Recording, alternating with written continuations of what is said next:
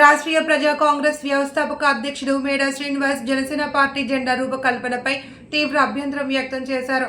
రాజమండ్రిలో జరిగిన పార్టీ వారాంతపు సమావేశంలో మాట్లాడుతూ జనసేన జెండా నమూనా మరో దేశ జెండాను పోలి ఉంది అని ఆరోపించారు. తాను సనాతన హిందువునని చెప్పుకునే పవన్ కళ్యాణ్ తన పార్టీ జెండా రూపకల్పనపై స్పష్టత ఇవ్వాలి అని మేడా శ్రీనివాస్ డిమాండ్ చేశారు. లౌకిక దేశమైన భారతదేశంలో వివిధ మత భావజాలాన్ని పోలి ఉన్న జెండాతో రాజకీయ ప్రచారం చేయడం భవిష్యత్తులో మత వివాదాలకు దారితీసే ప్రమాదం ఉంది అని ఆయన ఆందోళన వ్యక్తం చేశారు. పార్టీ సెక్యులర్స్ అందరికీ నా ప్రత్యేక ధన్యవాదాలు. ఈరోజు సమాజంలో రాజకీయ పార్టీల ముసుగుల్లోనే ఒక ఉన్మాదాన్ని అలాగే ఒక రకమైనటువంటి తీవ్రవాదాన్ని ప్రోత్సహించేటటువంటి పరిస్థితులు కనబడుతున్నాయని అనేక అనుమానాలు వస్తున్నాయి. ఎందుకంటే ఈ రాష్ట్రానికి ఉప ముఖ్యమంత్రిగా ఉన్నటువంటి పవన్ కళ్యాణ్ గారు ఈరోజు వారి జెండా విధి విధానాలు భారతీయ మూలాలకు కానీ భారతీయ చారిత్రాత్మకమైనటువంటి ఘట్టాలకు కానీ అనుకూలంగా ఉండకుండా ఈ భారతదేశం అంటేనే లౌకిక దేశం. ఈ లౌకిక దేశంలో అన్ని మతాలు కూడా చాలా సమానత్వాన్ని ప్రోత్సహిస్తాయి. అప్పుడప్పుడు మతపరమైనటువంటి ఆరోపణలు చేసుకుంటున్నా ఒరిజినల్గా ఇక్కడ భారతీయ మూలాలన్నీ కూడా సమానత్వాన్ని ఎక్కువగా ప్రోత్సహిస్తాయి.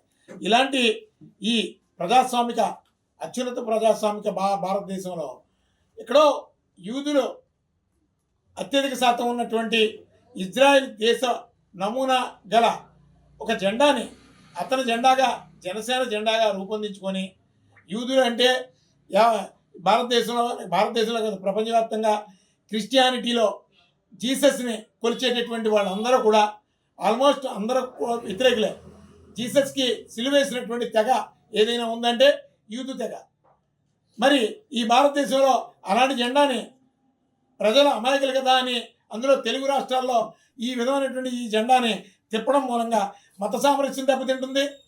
రేపు ప్రొద్దున భవిష్యత్తులో ఎవరెవరికో థాట్లు వచ్చి, ఎందుకంటే ఏ మత ఉన్మాదమైనా సరే మధ్యలో వస్తాయి. ఈరోజు గ్రామాల్లో కొంతమంది బైబిల్స్ పుచ్చుకొని వెళ్తుంటే కొన్ని గ్రామాల్లో కొంతమంది అడ్డుకుంటున్నారు. ఆ జెండాను చూసి ఇది జీసస్కి సిలువ వేసినటువంటి జెండా అనే ఒక ఆలోచన వచ్చింది అంటే ఆ తరహా వివాదాలు ఏ స్థాయికి చేరుకుంటాయో ప్రభుత్వాలు అర్థం చేసుకోవాలి. ఇక్కడ ఉన్నటువంటి నిఘా సంస్థలు దీని మీద కేంద్ర రాష్ట్ర ప్రభుత్వాలకి ఒక నివేదికను సమర్పించమని రాష్ట్రీయ ప్రజా కాంగ్రెస్ పార్టీని తెలియజేస్తాం. ఎందుకంటే ఈ భారతదేశం కానీ ఈ రెండు తెలుగు రాష్ట్రాలు కానీ శాంతిని సమానత్వాన్ని కోరుకుంటాయి. మత సామరస్యం ఉన్నటువంటి ఏకైక భారతదేశం ఏదైనా ఉందంటే ప్రపంచంలో గొప్ప దేశం ఏదైనా ఉందంటే ఒక భారతదేశం ఒకటే. ఈ భారతదేశంలో ఈ తరహా జెండాని రెపరెపలాడిస్తే రేపు పొద్దున్న వివాదాలు వస్తే దానికి ఎవరు బాధ్యులు? మోదీ గారు కూడా గ్రహించి ఉంటారు. ఎందుకంటే ఆయన పూర్తిగా సనాతన హిందూ అని చెప్తూ ఉంటారు. అలాగే చంద్రబాబు నాయుడు గారు కూడా అన్ని మతాలు సమానమే అంటారు. ఏ రోజు కూడా తెలుగుదేశం పార్టీ నుంచి క్రిస్టియానిటీకి కానీ అలాగే హిందూయిజానికి కానీ ముస్లిమ్స్కి కానీ నేను అనుకూలం అని వారు ఇక్కడ పార్టీ సిద్ధాంతం ఎక్కడ కాదు. కానీ ఇక్కడ పవన్ కళ్యాణ్ గారు చెప్పేది నేను సనాతని హిందూ అని చెప్పుకుంటూ జెండా ఏమో యూదుల నమూనాతో ఉన్నటువంటి జెండా. ఆ జెండా ఈ రెండు తెలుగు రాష్ట్రాల్లో తిరగడం మూలంగా రేపు పొద్దున్న ఏదైనా శాంతి భద్రతల సమస్యలు ఏర్పడితే దానికి బాధ్యులు ఎవరు?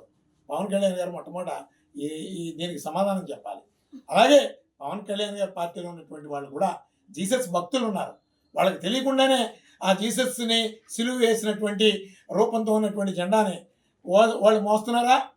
తెలిస్తే మోస్తారా? ఈ ప్రభావం భారతీయ జనతా పార్టీకి అలాగే చంద్రబాబు నాయుడు గారి కూటమికి తాకకుండా పోతుందా? గ్రామాల్లో ఏదైనా తెలియనటువంటి శాంతి భద్రతల సమస్యలు ఉత్పన్నం అయితే దానికి బాధ్యులు ఎవరు?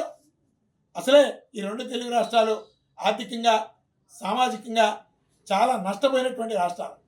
అవసరమే అయినా ఎన్నికల సంఘం కూడా వీటి మీద దృష్టి కేంద్రీకరించాలి. ఎన్నికల సంఘం పనేంటి? ఈ భారతదేశంలో ఏదైనా ఒక జెండా, ఈవెన్ కాంగ్రెస్ పార్టీ కావచ్చు, భారతీయ జనతా పార్టీ కావచ్చు, అలాగే తెలుగుదేశం పార్టీ కావచ్చు, రాష్ట్రీయ ప్రజా కాంగ్రెస్ పార్టీ కావచ్చు, ఇతర ఏ రాజకీయ పార్టీల జెండాలైనా సరే ఈ భారతీయ స్వరూపాలకి అలాగే చారిత్రాత్మకమైనటువంటి ఘట్టాలకి వీటన్నిటికీ కూడా టచ్ చేసే విధంగా ఉంటాయి. ఎటు చూసినా భారతీయ మూలాలు కనబడతాయి.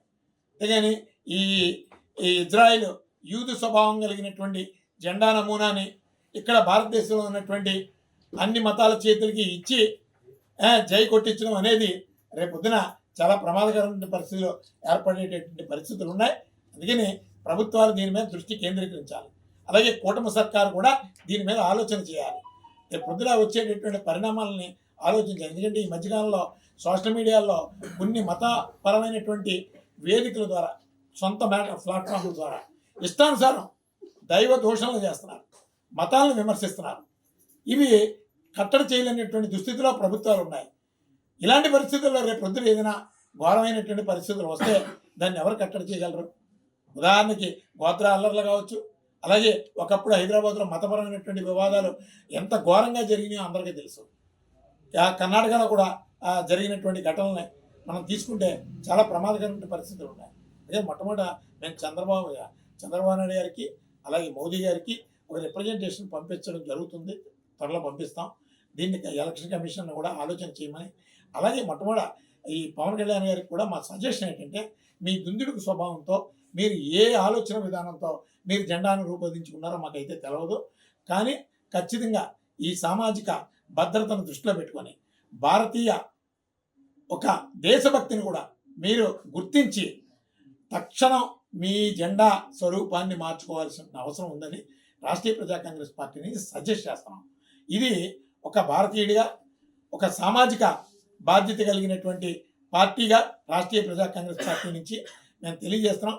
కాదు, దీన్ని రాజకీయ కోణంలోనే ఆలోచించి మీరు ముందుకు వెళితే ఖచ్చితంగా దీన్ని ఎలా ఆపాలో, న్యాయబద్ధంగా ఎలా ఆపాలో, సామాజికంగా ఎలా ఆపాలో రాష్ట్రీయ ప్రజా కాంగ్రెస్ పార్టీకి తెలుసు.